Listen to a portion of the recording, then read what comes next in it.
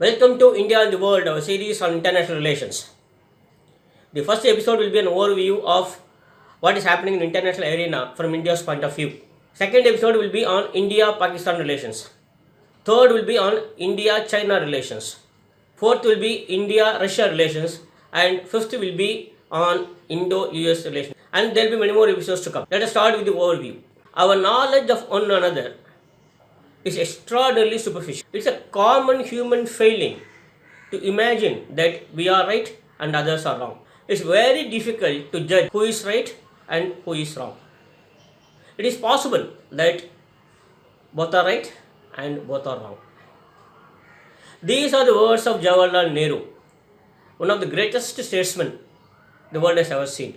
He spoke at the Constituent Assembly on 4th December 1947. Let us see what he said.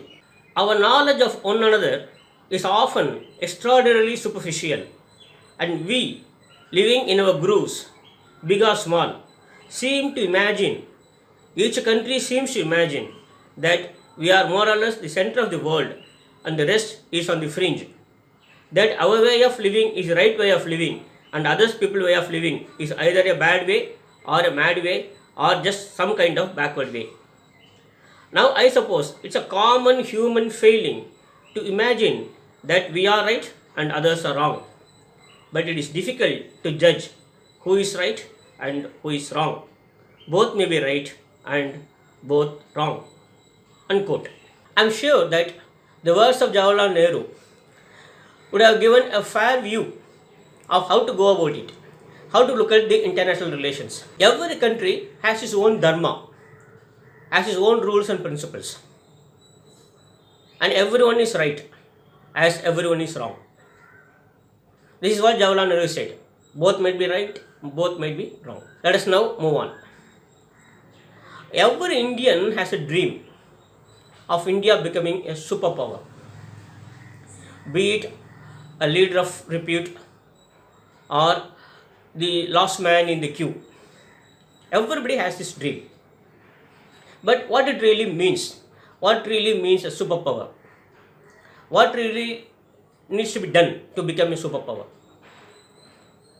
The very word superpower is more cinematic than real, because the concept of superpower does not hold much anymore.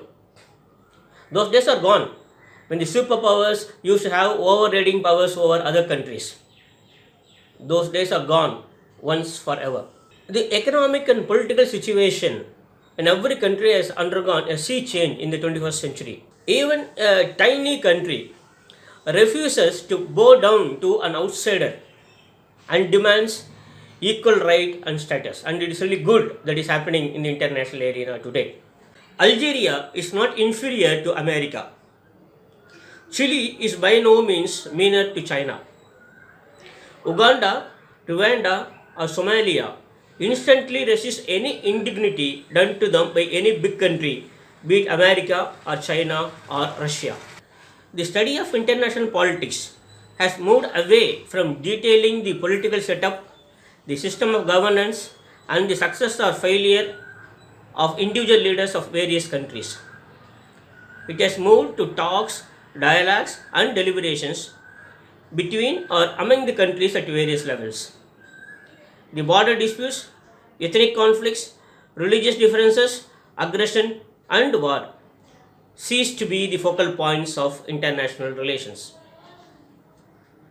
Issues like the Palestine, the South China Sea, the Doklam standoff, the Rohingya refugee crisis do persist and seem to be perennial in nature. A permanent, everlasting solution is nowhere in sight. We are in a paradoxical situation.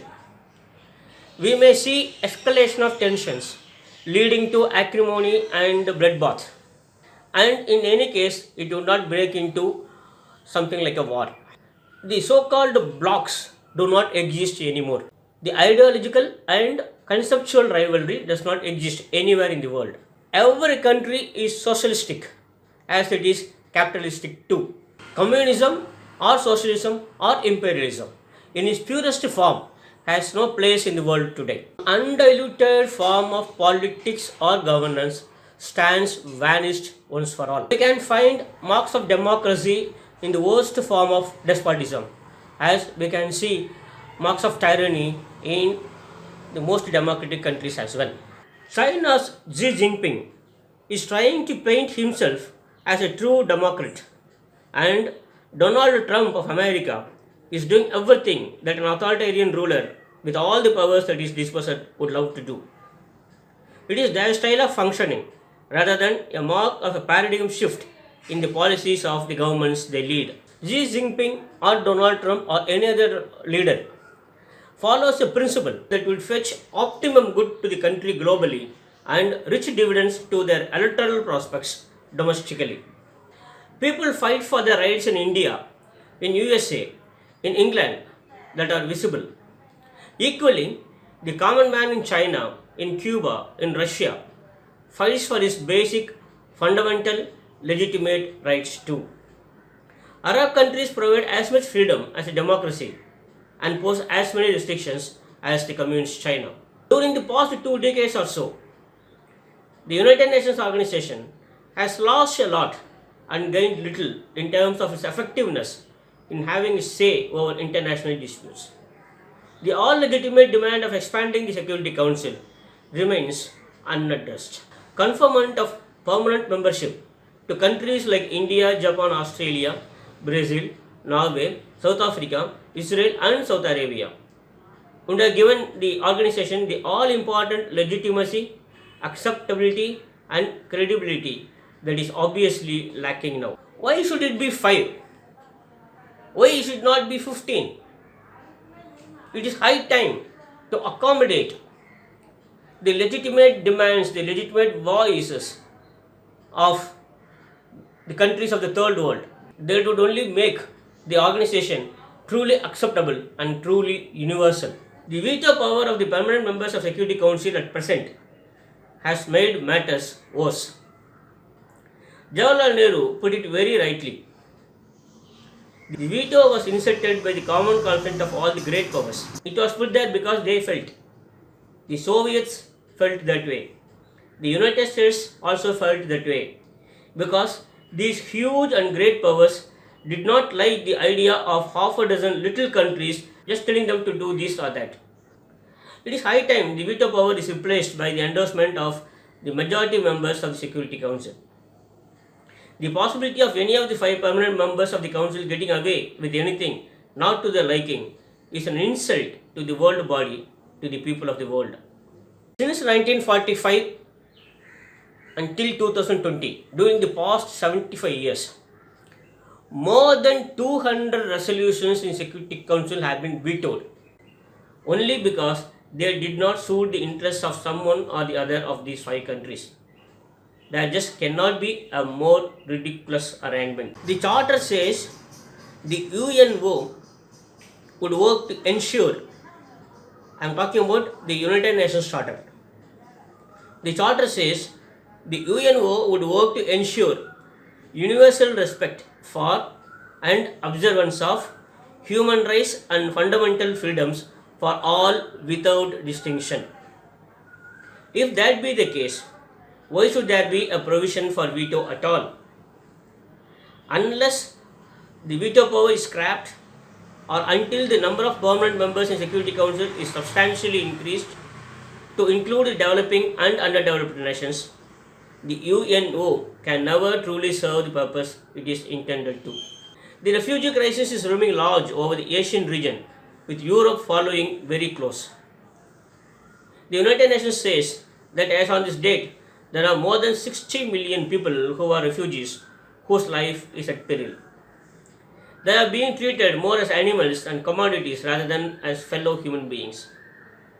The Uyghurs, the Rohingyas, the Somalis, the Liberians are all left in the lurch, not sure of whether they will be alive the next day. The number of refugees keeps rising at an alarming rate, and the UNO could do nothing but make an appeal to the people at large to donate liberally to help provide basic necessities to the deprived lot. Is it what the world body was formed for?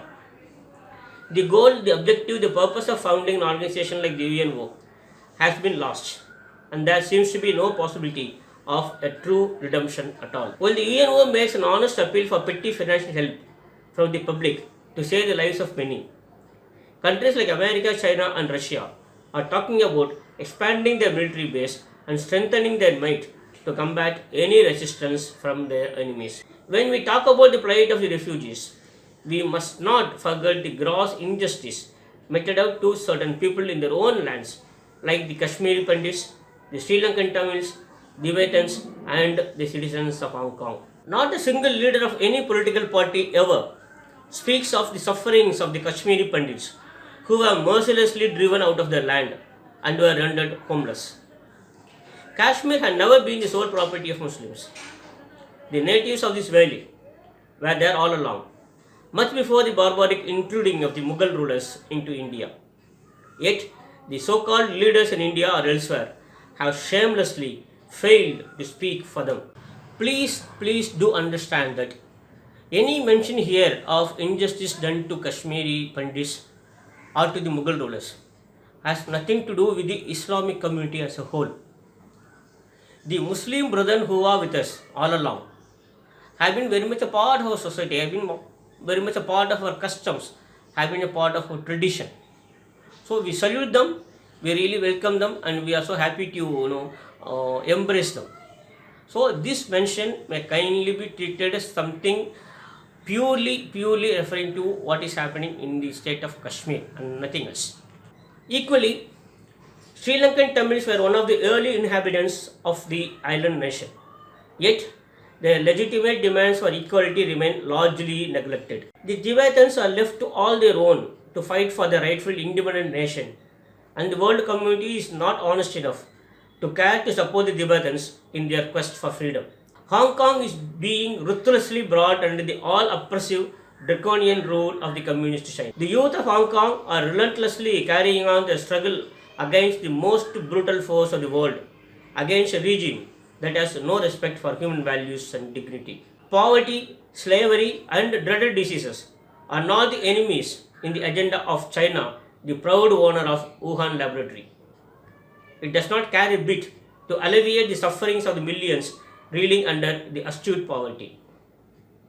Even within China, there are so many who do not have access to the so-called liberty and freedom of any sort. Sadly, there is just nobody to speak for them in the international arena. This is the most worrisome development in international polity today. Sooner this scenario changes, the better it will be for the entire mankind. Taking the popular mandate for granted is becoming the thing of the past. The premiers, presidents, and prime ministers of various countries stand in the cage of trial, deposing before the judicial authorities, pleading innocence and praying for clemency. The judiciary too on its part is trying to assert its supremacy over every other pillar of governance, and it makes even the mighty political authority apprehensive and jittery. Independent and impartial judiciary has been able to complement the institutions of democracy firmly, injecting the spirit of freedom in the common man and a sense of accountability in the men in power. At the same time, judiciary all over the world enjoys a constitutional immunity that is more often than not an unacceptable and undemocratic privilege that is blatantly denied to the people, supposed to be the prime source of all that emanates from the constitution of a democratic republic, which the judiciary is supposed to uphold in letter and in spirit. The talk of overreach of the judiciary or the judicial adventurism is heard aloud from all over the world. From being the power versus common man fight, it has now turned out to be power versus judiciary, leaving the lost citizen silently watching the tussle with great interest and with nothing to lose.